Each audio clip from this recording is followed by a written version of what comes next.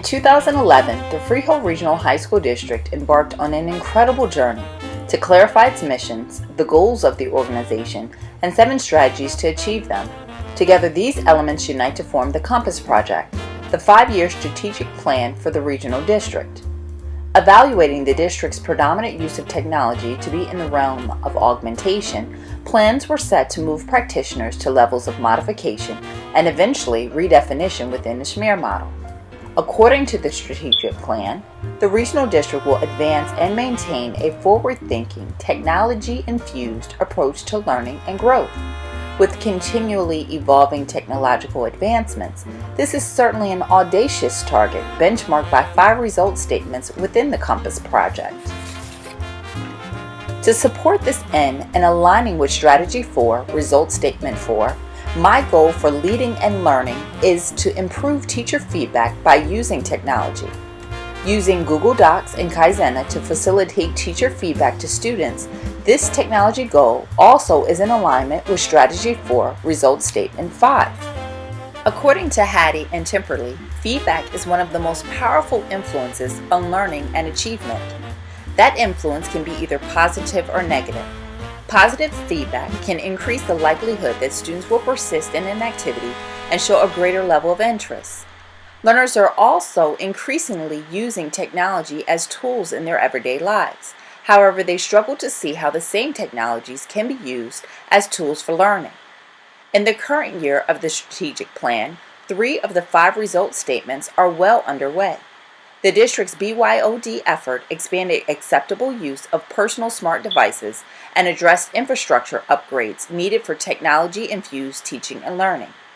Staff has received ongoing job-embedded training on innovative uses of technology, and a district culture of positive peer pressure has been maintained. This is the environment in which my goal for leading and learning is housed. Starting out, an invitation was sent to all teacherpreneurs via an email I sent to departmental supervisors to solicit teacher participation. This was then followed by personal promotion to individual teachers to encourage them to join the effort. Securing 6 staff members from 4 different disciplines, including English, Art, Social Studies, and World Language, Stage 1 of the implementation plan was underway. Here are some artifacts, teacher testimonies, and survey results from the experience. All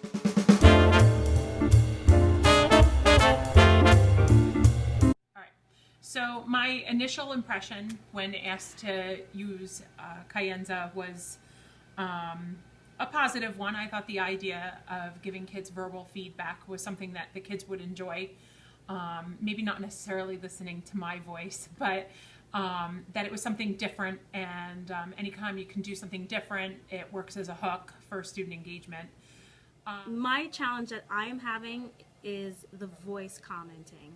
I find that I'm very open to highlighting and making the comments in text the same way I would if I were writing it down on paper to the student versus adding my voice to it, which is kind of the whole purpose of this. And I think I'm just a little bit afraid that my voice is too telling, and I'm not sure how to get around that as far as giving feedback goes. It is great when you have very positive comments to make and the paper is excellent and you're pointing out really good things, but I'm a little bit concerned about when I'm making criticisms to the student to not come off as being frustrated, especially if it's something that I know I've gone over several times in class and the student is still doing it. Like, how do I not convey that frustration in my voice? And do I need to make a text comment and then maybe come back to that voice comment later? So those are some of the concerns or challenges that I think I'm having with this program.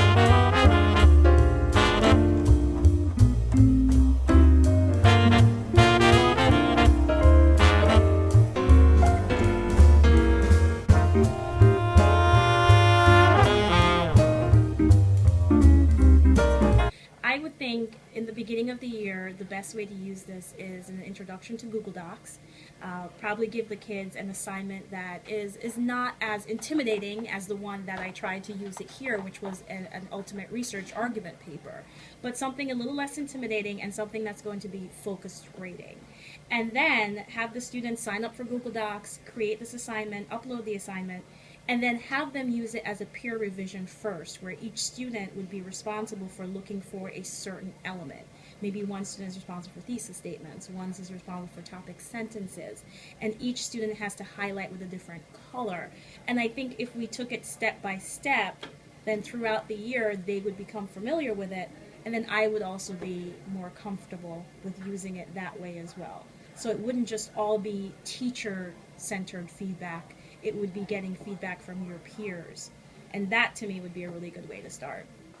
I was surprised when the kids started listening to their feedback, how much fun they had listening to it. I gave them an opportunity to use their smartphones to listen to their feedback in class. And most of them pulled their phones out right away and took a look at it. Compare that to when I hand back a normal pen and paper close reading assignment.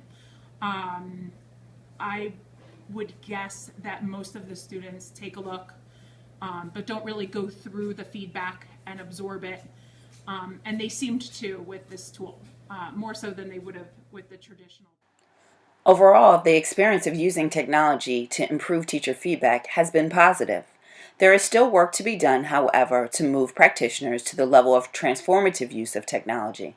From this experience, it is clear that professional development is needed to help teachers better formulate feedback to students, as well as provide teachers opportunities to experience PD innovatively themselves so that they have a frame of reference as to how various approaches can be.